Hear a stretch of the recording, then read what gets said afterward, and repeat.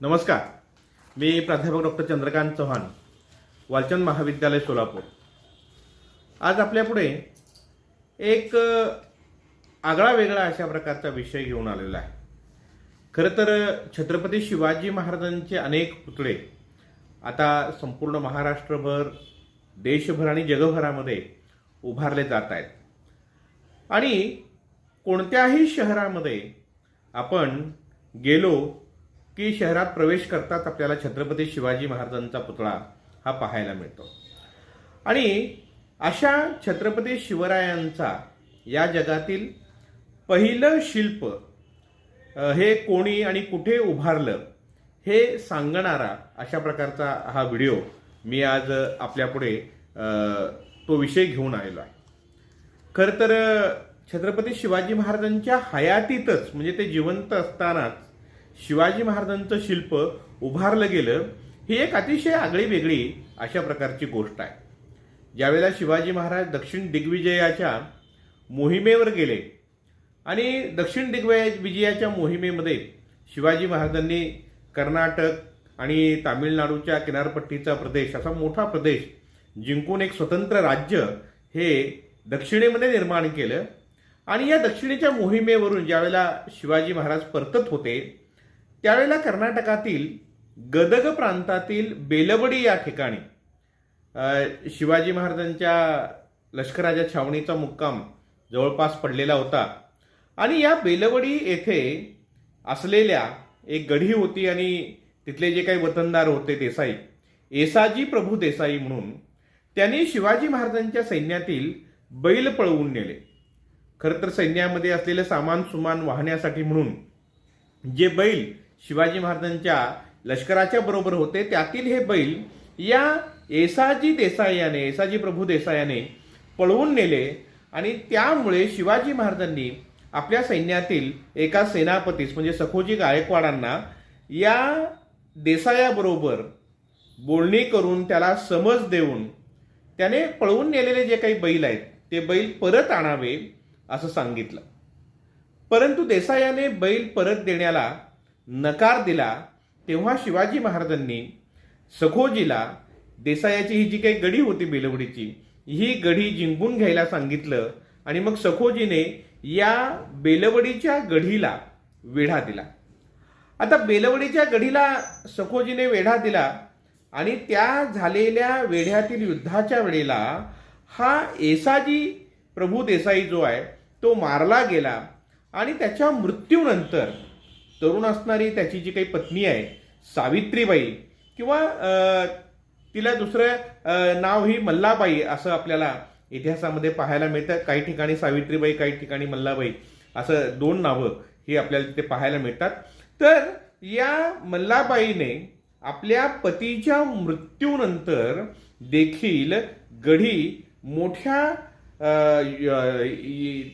योद्ध्यांच्या भूमिकेतून लढवली आणि जिद्दीने ही गढी लढवून जवळजवळ 27 दिवस मराठ्यांना या गढीवर विजय प्राप्त करायला लागलेला होता.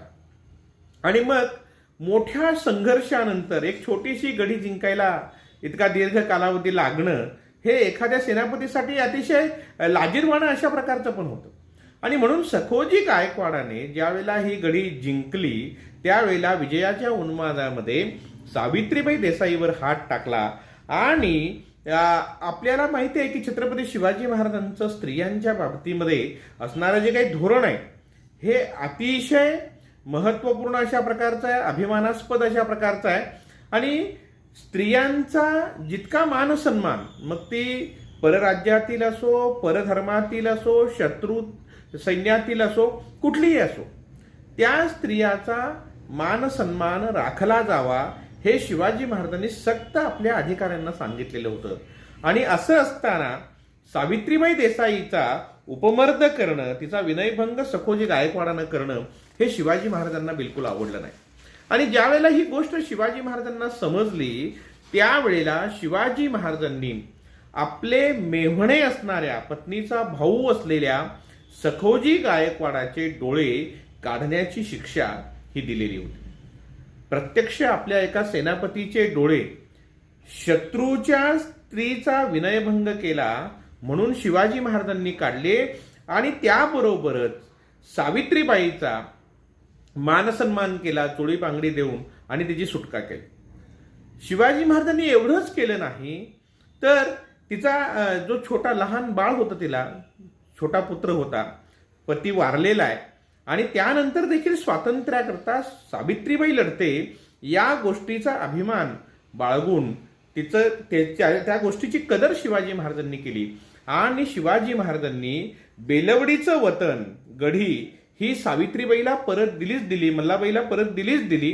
परंतु त्याबरोबर दूधभातासाठी म्हणून शिवाजी महाराजांनी आणखी 2 गावं आणि त्या गावांचं वतन हे सावित्रीबाईला दिलं.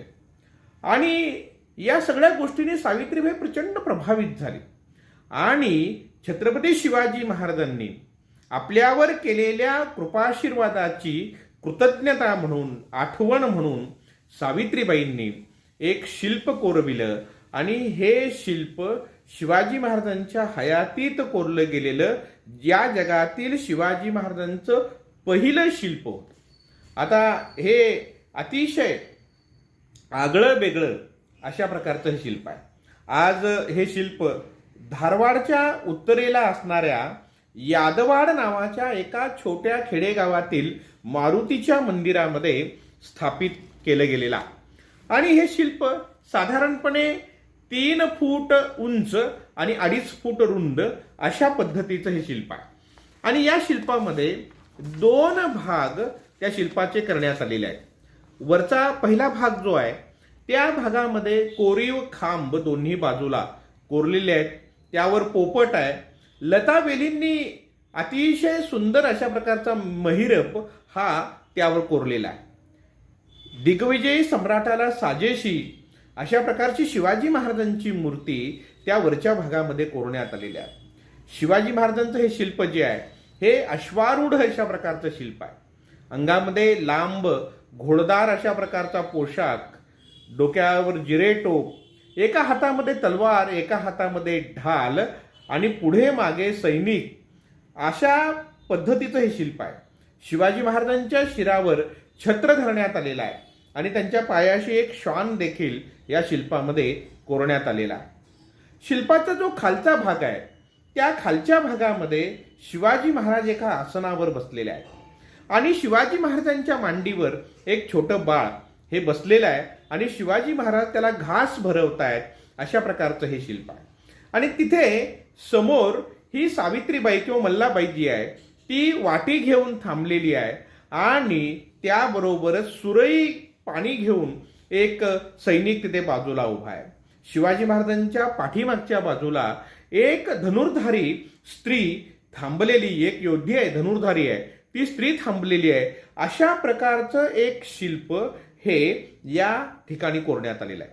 म्हणजे या शिल्पपटामध्ये 2 भागांमध्ये शिवाजी महाराजांचं व्यक्तिमत्व कोरलेलं आहे. एक घोड्यावर स्वार असलेले, अश्वावर स्वार असलेले अश्वारूढ अशा प्रकारची शिवाजी महाराजांची प्रतिमा आणि दुसरी म्हणजे सावित्रीबाईच्या मुलाला शिवाजी महाराज दुधभात भरवतायत, घास भरवतायत अशा प्रकारचं त्या शिल्पपटातील खालच्या बाजूला असलेलं हे शिल्प आहे. म्हणजे शिवाजी महाराजांच्या हयातीतच जिवंतपणे सावित्रीबाई देसाई हिने बेलवडी या ठिकाणी शिवाजी महाराजांचं कोरलेले हे जे काही शिल्प आहे हे अतिशय अप्रतिम अशा प्रकारचं हे शिल्प आहे. आणि त्याही पेक्षा छत्रपती शिवाजी महाराजांच्या व्यक्तिमत्वाचं स्त्री दाक्षिण्य जे त्यांचं आहे त्या व्यक्तिमत्वातील स्त्री दाक्षिण्य या गुणाला अधोरेखित करणारं अशा प्रकारचं हे शिल्प आहे. म्हणजे एक राजा कशा प्रकारचा आहे, आचार विचार आणि पावित्र्य यांनी शीलवंत असलेला अशा प्रकारचा हा जो राजा आहे, हा राजा केवळ स्वराज्यातील स्त्रियांची काळजी घेत नाही तर परराज्यातील, परधर्मातील आणि शत्रूच्या पत्नीचे, जिच्या पतीने आपल्या सैन्यातील बैल पळवून नेलेले होते त्या स्त्रीचं देखील त्याच्या बाबतीमध्ये देखील शिवाजी महाराज स्त्री दाक्षिण्य किती पाहतात की आपल्या एका सेनापतीचे डोळे काढायला, नुसता सेनापतीने जो मेहुणा आहे त्याचे डोळे काढायला देखील ते मागे पुढे पाहत नाही. आणि ही अतिशय मोठी अशा प्रकारची गोष्ट आहे. ज्या कालखंडामध्ये स्त्रियांना पळवून नेणं, स्त्रियांवर अत्याचार करणं ह्या अतिशय सामान्य अशा प्रकारच्या गोष्टी होत्या. त्या काळामध्ये छत्रपती शिवाजी महाराजांच्या सारखा एक आगळा वेगळा राज्यकर्ता होऊन गेला आणि त्याने स्त्रियांचा मान सन्मान राखला. इतकंच नाही तर त्याचं एक जिवंत अशा प्रकारचं प्रतीक म्हणून हे शिल्प सावित्रीबाई देसाईंनी बेलवडी या ठिकाणी उभं केलं आणि या शिल्पाची माहिती आपणास व्हावी यासाठी म्हणून हा एक छोटेखानी व्हिडिओ केला. आपल्याला जर हा व्हिडिओ आवडला तर जरूर आपण तो लाईक करावा, शेअर करून इतरांपर्यंत पोहोचवावा. धन्यवाद.